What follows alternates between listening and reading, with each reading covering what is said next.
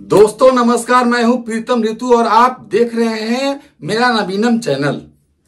आज बात करते हैं दोस्तों, बहुत ही गंभीर विषय पर बात करते हैं कि बिहार में मुहर्रम के जुलूस में हर शहर लगभग 17 जिला में पथराव किया गया, जो अधर्मी लोगों द्वारा किया गया। आप सोचिए कि यदि कोई पर्व त्योहार मनाते हैं तो उसमें अगर अधर्म करते हैं तो क्या वो पर्व त्योहार सक्षम होता है? नहीं होता है ना। मानस की चौपाई से मैं बात शुरू करता हूं। लिखा गया है मानस में कि जब जब हो ही धर्म की हानि, बाढ़ है असुर अधम अभिमानी। केजरीवाल दिल्ली में, ममता बनर्जी बंगाल में, लालू यादव और तेजस्वी यादव बिहार में, उत्तर प्रदेश में अखिलेश यादव जैसे अधर्मी विधर्मी लोग पैदा हो जाएंगे तो धर्म का हानि होगा ही, धर्म नष्ट होगा ही। ये लोग ही तुष्टीकरण के कारण सारा धर्म का खेल बिगाड़ दिए हैं। लेकिन इनको ये भी पता होना चाहिए कि जब जब धर्म की हानि हुई है तब तब लीन प्रभु विविध शरीरा, हरहु कलेश सज्जन पीरा। भगवान ने अवतार लिया है किसी न किसी रूप में और इन असुरों को नष्ट किया है। बताइए, ताजिया का जुलूस निकल रहा है, उसमें जो है कि नहीं, मस्जिद से कटिहार में, समस्तीपुर में मस्जिद से ईंट पत्थर चलाई जाती है हिंदुओं पर। यह अधर्म का काम हो रहा है कि नहीं हो रहा है? और ये अखिलेश यादव और राहुल गांधी जैसे धूर्त लोग, अधर्मी विधर्मी लोग हिंदुओं को जातियों में बांटने में लगे हुए हैं। दोस्तों, हिंदू एक है कैसे, इस चीज को समझना बहुत जरूरी है। हिंदू एक है कैसे?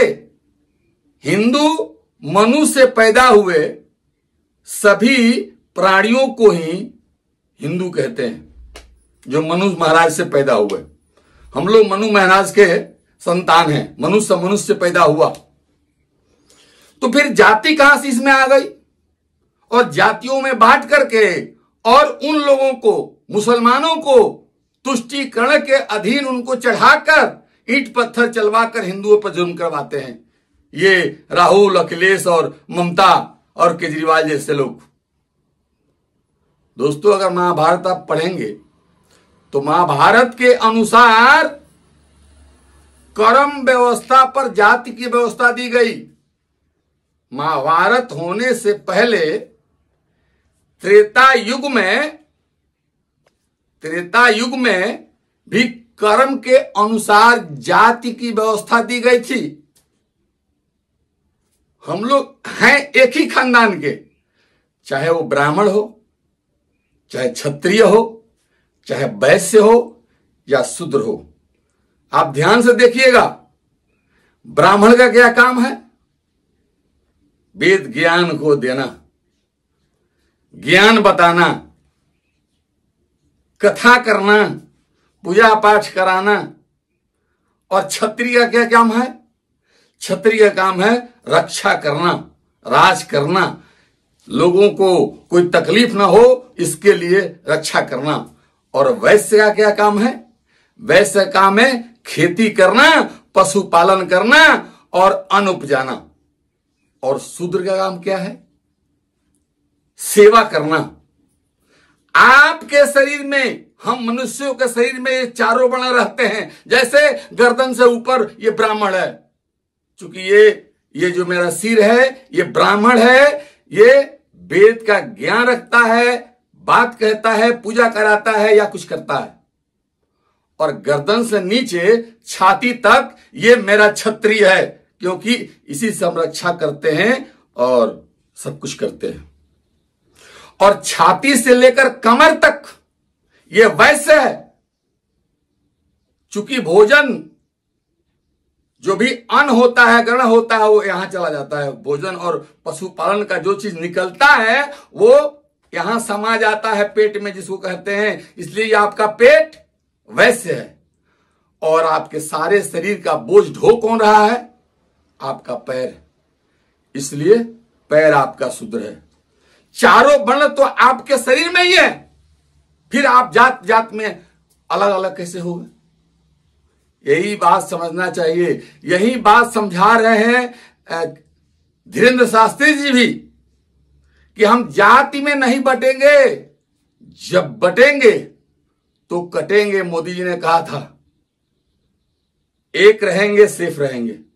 सही बात है ये।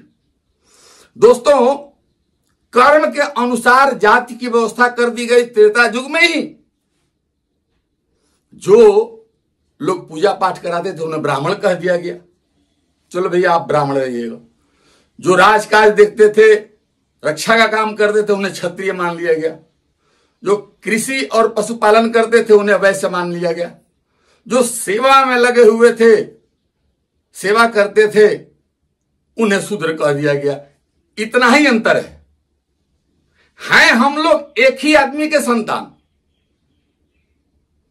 इसके अलावा अगर आप द्वापर युग में आएंगे, महाभारत काल में आएंगे, कृष्ण भगवान के समय में आएंगे, तो वहां रंग भेद की नीति से जाति का व्यवस्था कर दी गई। रंग भेद से जो लोग पीत वर्ण के हुए, जिनका शरीर पीत दिखाई दे रहा था, पीत वर्ण का, पीला वर्ण का,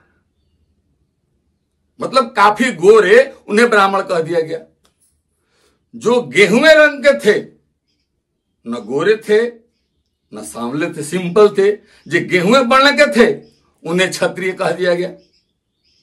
और जो श्याम वर्ण और पीत वर्ण दोनों का मिश्रण हुआ करते थे उन्हें वैश्य कह दिया गया। और जो बिल्कुल श्याम वर्ण थे, काले रंग के, सांवले रंग के, उन्हें शूद्र कह दिया गया। बाकी कुछ है नहीं, रंग भेद के नीति पर ही जाति की व्यवस्था बनी। और ये लोग, ये नेता लोग हम लोगों को आपस में लड़ाकर, हिंदुओं को आपस में लड़ाकर अपना उल्लू सीधा करना चाहते हैं। आज ये 14-15% है और आज आपके दरवाजे पर, आपके गली मोहल्ले में ईंट पत्थर चलाते हैं। जिस दिन ये 40% होंगे, 50% होंगे, उस दिन आपको घर से निकलना दुभर हो जाएगा। आप घर से नहीं निकल पाएंगे, आपकी बहन बेटी सुरक्षित नहीं रह पाएगी। इस बात को मान लीजिएगा। दोस्तों, बड़ी सोच समझ कर रहना होगा। बिहार का चुनाव होने जा रहा है। बिहार में जितना भी कल मुहर्रम के जुलूस में दंगा हुआ, सबके जिम्मेवार तेजस्वी यादव है, लालू यादव है, ये लोग है। तुष्टीकरण करके खड़ा होकर कहता है गांधी मैदान में तेजस्वी यादव कि मैं बिल को, ये वफ कानून को, बिल को कूड़ेदान में डाल दूंगा। उसकी औकात है भारत सरकार के बिल को कूड़ेदान में डालने की? नहीं है। लेकिन ऐसे ऐसे फालतू लोग हैं जो दंगा करवाते हैं। बिहार में जितना भी दंगा हुआ है कल का, 17 जगह हुआ है। समस्तीपुर में, रोहतास में तो मंदिर पर ही आक्रमण कर दिया गया, मूर्ति को तोड़ दिया गया। कितना दिन तक सहिएगा? कितना दिन तक भागोगे यार? जितना भागोगे उतना भगाने वाला तुमको भगाते रहेगा और भागना पड़ेगा। इसलिए लड़ने की क्षमता रखो। एक हो जाओ, नेक हो जाओ, एक हो जाओ। एक होकर बिहार में फिर भाजपा की सरकार बनाओ और फिर देखो क्या होता है। अन्यथा वही होगा जो तेजस्वी यादव चाह रहा है, जो लालू चाह रहा है। ये लोग घर से ना निकल पाए। तेजस्वी यादव शहाबुद्दीन जिंदाबाद का नारा लगाता है। शहाबुद्दीन के बारे में बहुत कम लोग जानते हैं। सिवान का एक MP हुआ करता था, जिसने सैकड़ों मर्डर करवाया, सैकड़ों जिंदा। वो चिमनी का जो क्लीन होता है उसमें डलवा दिया। इतना बड़ा बड़ा घटना किया था। लेकिन वर्तमान समय में है नहीं। ऐसे लोगों का गुणगान गाने वाला क्या इंसान हो सकता है? नहीं। इन राक्षसों का नाश होना ही चाहिए, और इनका नाश तभी होगा जब हिंदू एकत्र रहेंगे। आप एकत्र रहेंगे और एकत्र होकर के और भाजपा को, एनडीए को बिहार में जिताएंगे तो निश्चित रूप से आप सफल जीवन पाएंगे, सुकून से चैन से रात में रह पाएंगे। मिलते हैं अगले एपिसोड में, तब तक के लिए नमस्कार।